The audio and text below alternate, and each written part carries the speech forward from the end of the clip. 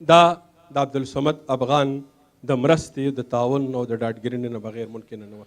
زه د خپل طرفه او د شمشاد نړیوال ټلویزیون لخوا مننه کوم په دې نننۍ خپرونه را جوړولو کې موږ سره ډېر نول زول کړی دی، ډېر ستړی کړي ده، لګښ یې هم کړی دی پکې. ستاسو ډېره مننه او د اختر مبارک. تاسو د مبارک وي د افغانستان او د لرو برو پښتنو او بالخصوص مسافر افغانان چې په متحده عرب امارات کې ژوند کوي. زه د زړه له کومې اختر مبارکي ورته وایم او په وطن کې چې کوم افغانان دي ټولو ته زه د زړه له کومې اختر مبارکي وایم. خدای دې وکړي چې دا اختر د سولې او د امن نه ډک اختر وي. عبدالصمد صاحب، ته خو پیدا شوی هم دلته یې، لوی شوی هم دلته یې، سبق دې هم دلته ویلی، کاروبار دې هم دلته دی، پلار دې هم دلته دی، بچي دې هم دلته دي، مور ټول خیل خانه یې دلته کې ده. تا ته خپل پلار پښتو هم ښوولې ده، پښتونولي هم درته ښوولې ده، پالین کې دې په خپل کور په خوا کې حجره هم جوړه کړې ده. د خپلو بچو ته به ته دغه پښتو ښې چې کوم ستا پلار تا ته ښوولې ده؟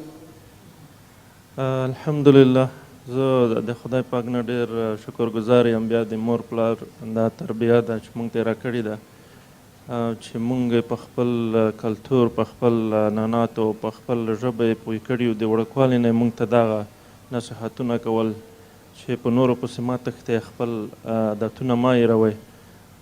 نو موږ الحمدلله اول د خدای نه ډېر شکرګزاره. بیا د مور پلار دا تربیه وه چې موږ ته یې راکړې وه. موږ به انشاءالله په دغه نقش قدم ځو، خپلو اولادونو ته به دغه د پښتونولي او د افغانیت سبقونه ښیو.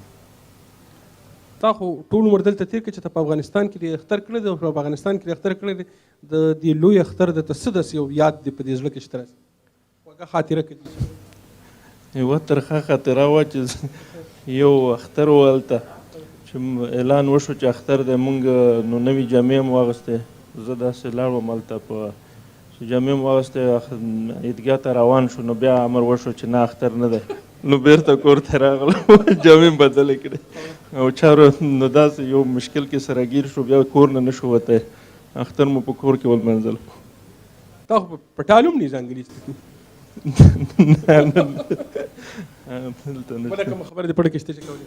بس زه په اخر کې د تاسو د شمشاد تلویزیون نه ډېر منندوی یم چې تاسو هر وخت موږ سره ټولې ښادۍ منځئ او دا د تاسو د پښتونولي او د افغانیت یو احساس دی چې زه هر وخت په دې باندې افتخار کوم.